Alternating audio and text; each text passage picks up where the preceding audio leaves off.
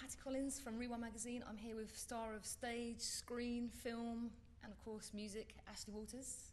How you doing, Ashley? How you doing, you alright? Yeah, I'm good, I'm good. What's going on? Where are we today? Tell us what we're doing. What we're doing here is rehearsing for a play that I'm about to appear in at the Young Vic. So we're in the rehearsal stages at the moment. We're just rehearsing there. It's called In the Red and Brown Water. And what's it about? It's a deep one. Kind of focuses on a young girl's kind of, I don't know, maybe rites to passage, I suppose, relationships growing up. And yeah, I mean, that sort of thing. Okay, what about the character you play? I play a smooth-talking, suave, I don't know, womanizer, stroke man. Stroke man. Yeah. A lot of research for that then, I'm sure. Yeah, loads. Yeah. What about the music? What are you working on music-wise at the moment? Just finished working on the new album, which is entitled A Waters. It's going to be out in like spring 2009. First single's out in beginning of October. So just kind of getting the album ready to put together, getting a promo done and such, you know. 2008 has been a really, really good year, obviously, for the UK urban scene. We've had Estelle, Wiley, Dizzy, Ironic going to #1, #2. What are your feelings on kind of how it's blown up this year? First and foremost, it's an amazing thing. It's good to see that many kind of urban acts in the charts, if you want to call it that. But at the same time, I mean, there's been a definite change, a conscious change from artists in the music that they're putting out there in order to appeal to the mass market, do you know what I mean, and to cross over. So when you look at tracks like Rolex, it's a very definite commercial crossover track. Dance With Me, it's not something that Dizzy would usually do, but is very effective in the commercial market. Same with Estelle, having Kanye West and John Legend and people like that vouch for her and kind of being big in the States has kind of made their situation much more great over here. Ironic, I was with him in IB for like 2-3 weeks ago. And he's a young guy as well, he's just come through, but he's going for that same sound as well, so you can see a clear distinction between before, do you know what I mean, and now, and the reason why things like that are working now, do you know what I mean, so I think that's a great thing because it just shows maturity and progression in the music scene in general. So when it comes to doing A Waters next year, will we see like an electro single from Ashley? Will we see 50 Cent on the album at any point? Okay, well, you never know. Nah, 50's not going to be on the album. I'm not even going to start that rumour or lie now.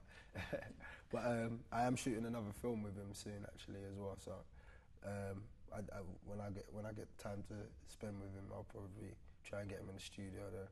But yeah, I mean, like on my album, it's kind of. There's a lot of different stuff going on. I've got my second single is with Mutia from Sugar Babes, which is kind of a very commercial radio track. The first single is with Sway, which we're shooting a video for in a couple of weeks.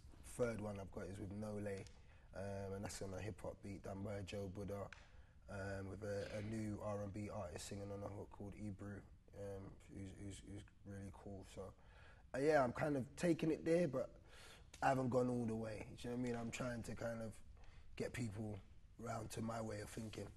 I'm not trying to run around this. Given that you're doing a rehearsal right now, you're going to be filming this new film with 50 Cent. There's an album coming.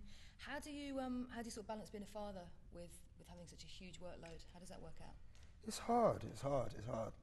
You have to plan everything. You know what I mean? Before you kind of do it, you can't live that spontaneous lifestyle that everyone wishes they could, and that I used to, but now the kids have spoiled it. No, but yeah, it's like it goes hand in hand with kind of what I've bought into. Do you know what I mean? So I can't complain. Sometimes it means I don't sleep. Sometimes I do. Sometimes I don't eat. Sometimes I do. It's just life. I love to do what I do, and I love my kids. You know what I mean? So the balance has to be found. Simple as that.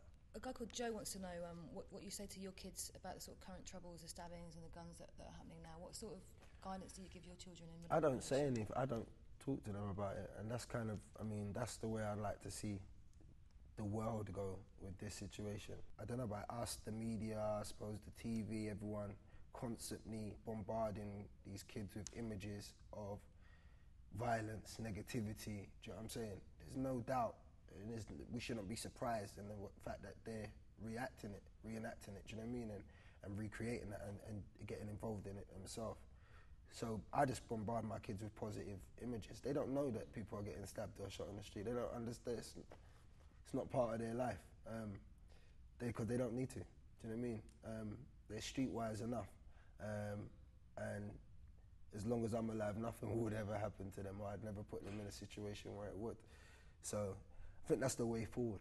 How much a part do you think perhaps dads and absent dads are playing a part in this current rise of knife crime and stuff? Do you think there's a responsibility on young fathers or fathers in general to do things that, like you're doing, like to offer this positivity? No doubt. Goes hand in hand. I mean, I grew up basically without my father, you know what I mean, as a child. And that left me lost, that left me angry, and that left me seeking my own point of references for male influences, and those people became the drug dealers around me, the violent people, the older boys on the street. Those are the guys who I used as references as to understand what a man was or what a man was about, which was the wrong way, obviously. Do you know what I mean? And kind of, I don't know. I think the fathers being in sons' lives, even daughters as well, in little girls' lives, is a really important thing, because that is your first point of reference to how to act as a man. Do you know what I mean?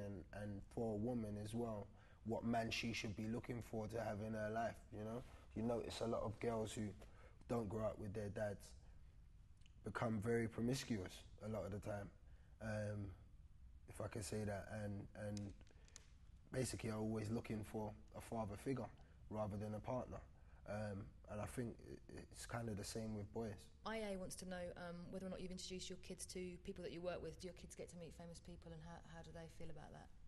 Yeah, they're cool. I mean, they're very, very level-headed. I've given them that. They don't go around boasting about, do you know what I mean, who their daddy is or what he does or whatever. They're not really like that. But yeah, I mean, they've been most places with me. They was out in the States when I was doing the 50 Cent film as well, so they met 50 and everything. But to be fair, I mean, they didn't have a clue what the big deal was, or do you know what I mean? It was just like another guy. My eldest, my son Shayon, he's been coming to studio with me and meeting singers and stars and whatever since he was like 6 months old. So it's kind of, it's in them, do you know what I mean? And they just take it in the show. Cool, that's brilliant. Thank you very much. Really appreciate it for your wise words, and good luck with everything in the future. Thank you very much. Thank you.